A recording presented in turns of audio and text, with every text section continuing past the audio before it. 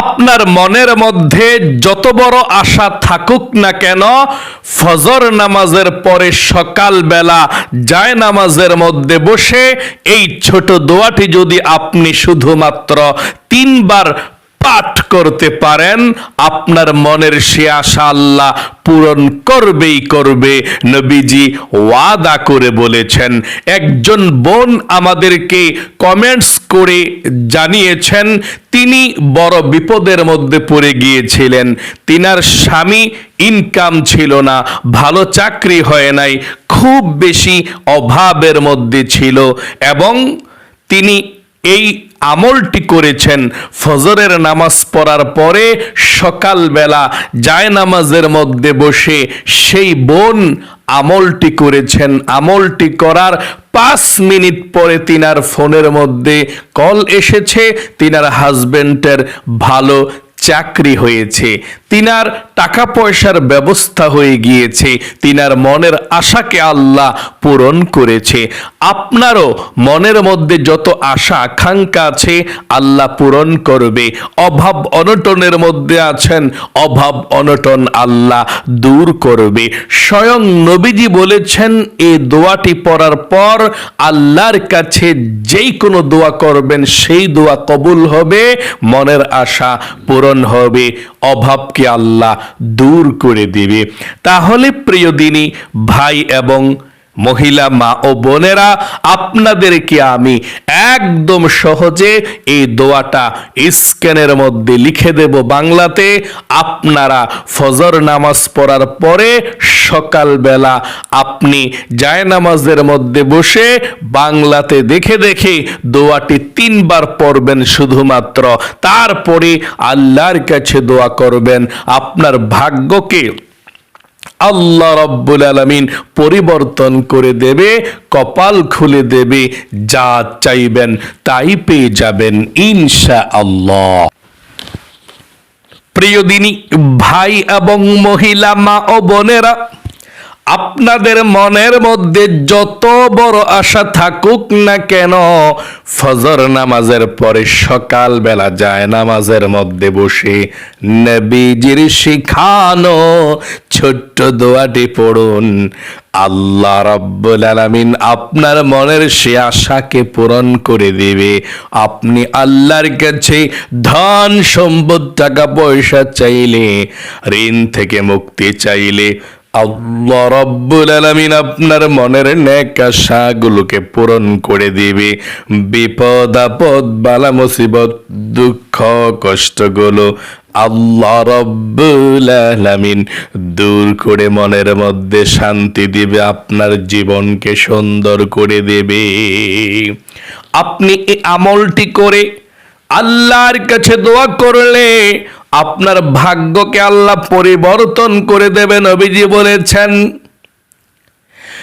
একজন মহিলা মা বোন আমাদেরকে প্রশ্ন করেছিলেন, হুজুর এমন আমল দিন যাতে করে আমার ভাগ্যকে আল্লাহ পরিবর্তন করে।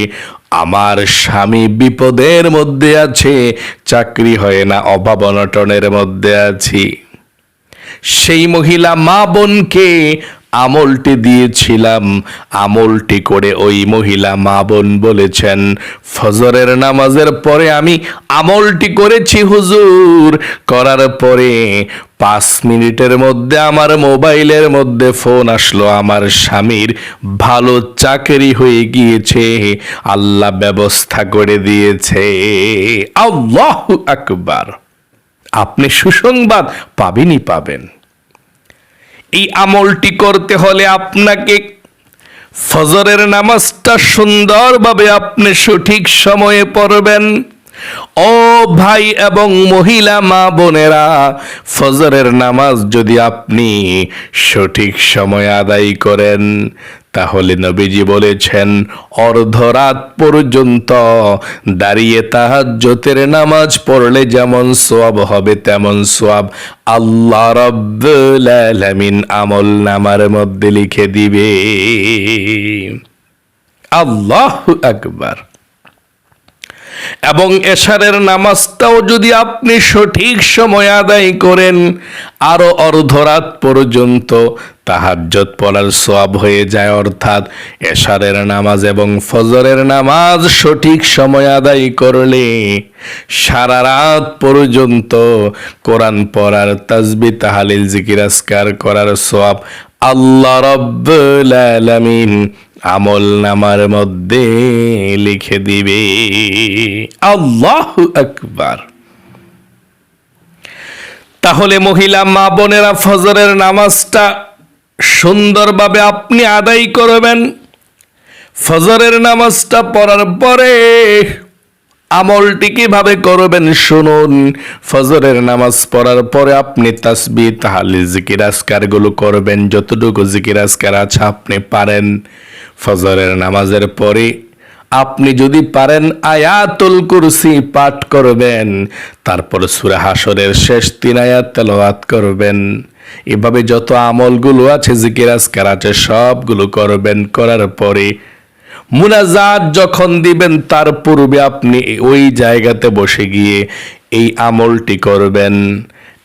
1 নম্বরে সর্বপ্রথম আপনি জীবনের সমস্ত গুনাহগুলো ক্ষমা হওয়ার জন্য 3 বার ইস্তিগফার পাঠ করবেন এবং আপনি আল্লাহর কাছে বলতে হবে, আল্লাহ জীবনে যত গুনাহ করেছি আর কখনো গুনাহ করব না, আর কখনো অন্যায় করব না। আল্লাহর কাছে আপনি বলবেন কথাটি, তারপরে আল্লাহ রাব্বুল আলামিনের কাছে ক্ষমা চাইবেন, মাপ চাইবেন। এইভাবে 3 বার পাঠ করবেন এই ইস্তিগফারের দোয়াটি এভাবে, আস্তাগফিরুল্লাহ ওয়া আতুবু ইলাইহি, আস্তাগফিরুল্লাহ ওয়া আতুবু ইলাইহি। এভাবে আপনি 3 বার পর্যন্ত পাঠ করবেন। 2 নম্বরে নবীজির প্রেম ভালোবাসা মনের মধ্যে নিয়ে আপনি 3 বার দুরূদ শরীফ পাঠ করবেন। আপনি যেই কোনো দুরূদ শরীফ পাঠ করতে পারেন। যদি আপনার মন চায় দুরুদে ইব্রাহিম নামাজের দুরূদ শরীফটাও পাঠ করতে পারেন, কারণ এই দুরূদ শরীফটা সকল দুরূদ শরীফ থেকে শ্রেষ্ঠ দুরূদ শরীফ, দুরুদে ইব্রাহিম। যদি পারেন সময় থাকে পাঠ করবেন। কতবার? 3 বার। এভাবে আমার সঙ্গে একটি বার সহিহ শুদ্ধভাবে পড়ুন। আল্লাহুম্মা সাল্লি আলা মুহাম্মাদি ওয়া আলা আলি মুহাম্মাদ কামা সাল্লাইতা আলা ইব্রাহিম ওয়া আলা আলি ইব্রাহিম ইন্নাকা হামিদুম মাজিদ। আল্লাহুম্মা বারিক আলা মুহাম্মাদিন ওয়া আলা আলি মুহাম্মাদ কামা বারাকতা আলা ইব্রাহিম ওয়া আলা আলি ইব্রাহিম ইন্নাকা হামিদুম মাজিদ। এভাবে আপনি দুরুদে ইব্রাহিমটা পাঠ করবেন 3 বার। 2 নম্বরে 3 নম্বরে যেই দোয়াটা আমি আপনাদেরকে বলেছি, নবীজির শিখানো দোয়াটা 3 বার দেখে দেখে পাঠ করবেন বাংলাতে। কতবার পাঠ করবেন? 3 বার। এই দোয়াটা পাঠ করার পরে আল্লাহর কাছে যা চাইবেন তাই পেয়ে যাবেন। আপনি এই দোয়াটি 3 বার পাঠ করবেন। স্ক্রিনে বাংলা লিখে দিচ্ছি এবং আমার সঙ্গে সঙ্গে একটিবার সহিহ শুদ্ধভাবে দোয়াটি পড়ুন। আল্লাহুম্মা ইন্নী আসআলুকা বিআন্না লাকাল হামদ লা ইলাহা ইল্লা আনতাল মান্নানু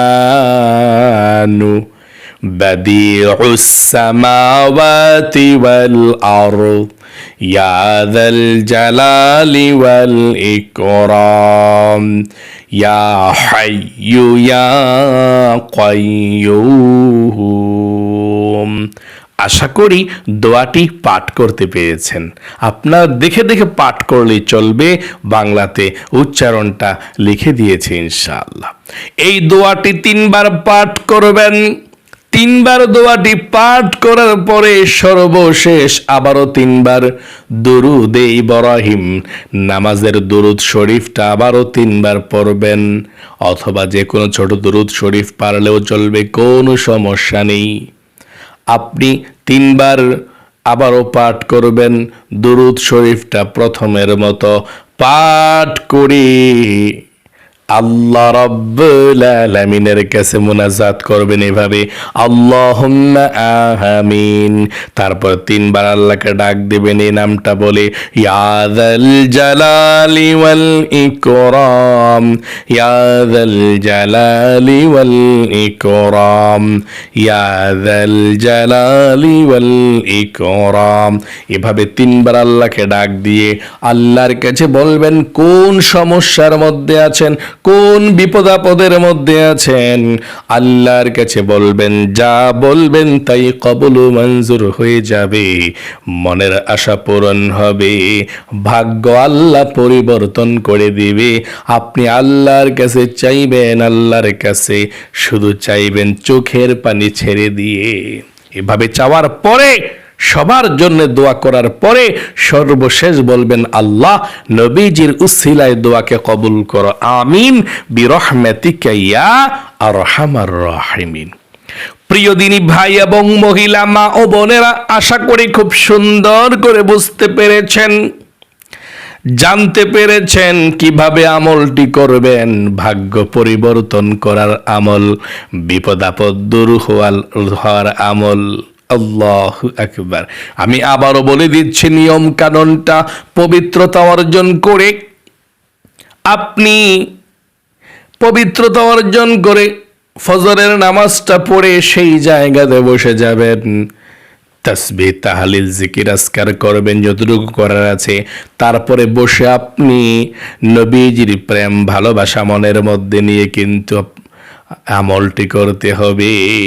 পবিত্র জায়গাতে বসে গিয়ে 1 নম্বরে 3 বার ইস্তিগফার পাঠ করতে হবে, আস্তাগফিরুল্লাহ ওয়া আতুবু ইলাই। 2 নম্বরে 3 বার দুরুদ ইব্রাহিম নামাজের দুরুদ শরীফটা পাঠ করতে হবে। 3 নম্বর আপনি এই দোয়াটি পাঠ করবেন 3 বার, যে দোয়াটি আমি লিখে দিয়েছিলাম। 4 নম্বরে আপনি আবারও 3 বার দুরুদ শরীফ পাঠ করবেন প্রথমের মতো। তারপরে আপনি আল্লাহর কাছে মুনাজাত করবেন, আল্লাহুম্মা আমিন বলে মুনাজাত করে আল্লাহর কাছে বলবেন আপনার কি প্রয়োজন। প্রথমে আল্লাহকে ডাক দিবেন আল্লাহুম্মা আমিন বইলা, 3টা ডাক দিবেন, ইয়া যাল জালালি ওয়াল ইকরাম, ইয়া যাল জালালি ওয়াল ইকরাম, ইয়া যাল জালালি ওয়াল ইকরাম পড়ে আল্লাহকে ডাক দিবেন। কি প্রয়োজন আপনি আল্লাহর কাছে বলবেন। বলার পর সবার জন্য দোয়া করার পর আপনি বলবেন, আল্লাহ নবীজির উসিলায় দোয়াকে কবুল করো, আমিন আমিন বিরহমাতিকা ইয়া আরহামার রাহিমিন বলে মুনাজাত শেষ করবেন ইনশাআল্লাহ।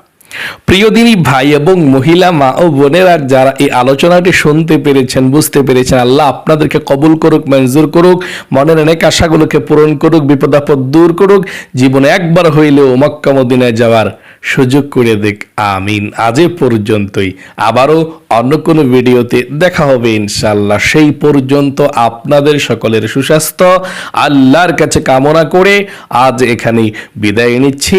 আসসালামু আলাইকুম ওয়া রাহমাতুল্লাহি ওয়া বারাকাতুহু।